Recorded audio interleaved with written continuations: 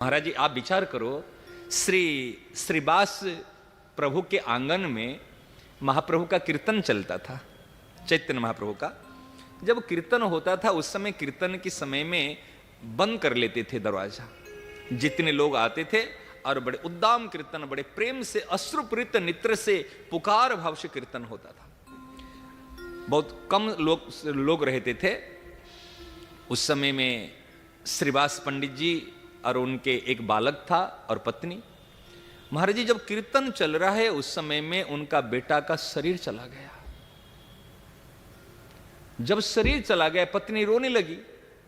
समाचार धीरे धीरे आया, कीर्तन चल रहा है। श्रीवास पंडित जी को पता चला ये पत्नी रो रही है और खूब जोर से एक लौता बेटा चला जाए, जवान बेटा।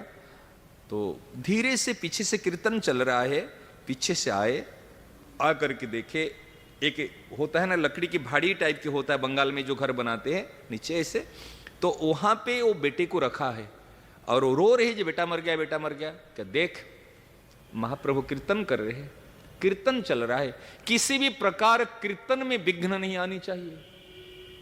आज बड़ी कृपा है, भगवान का नाम महाप्रभु कीर्तन करा रहे हैं और हम सभी भक्त लोग कर रहे, उसी समय में प्राण गया। कोई अजर अमर तो हो नहीं सकता, लेकिन इस समय में मृत्यु हुई, इससे बढ़कर भाग्य क्या हो सकता। देखो पॉजिटिव कैसे ली, और अपने बेटे को भाड़ी के नीचे और उसमें रख दिए। कहीं अगर रोगे तुम, कभी कीर्तन में बाधा पड़ेगी, मैं बेटा तो मरा है, मैं भी घर छोड़ के चला जाऊंगा।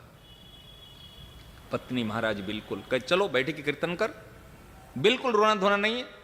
पत्नी की आज्ञा। कोई मां का एक लौता बेटा मरा हुआ आखिर कीर्तन कर सकती है?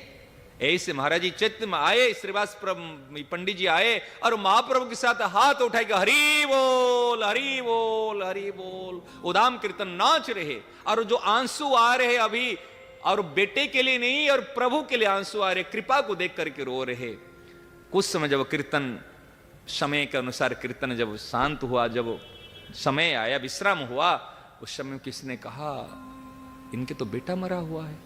6 घंटे व्यतीत तो हो चुके हैं, बेटा मरा है, कोई पता नहीं चलता। बिल्कुल अपने कीर्तन चल रहे, पत्नी भी बैठी है, वो भी कीर्तन कर रहे। अरे क्या बात। फिर महाप्रभु ने कहा धन्य हो श्रीवास, ये ही प्रेमी भक्तों का लक्षण है। अपने प्रत्येक विधान को सहना नहीं है, एक तो मजबूरी से सहते हैं, नाक कान भींच कर चलो सहना पड़ेगा, और एक प्रेम से सहते हैं।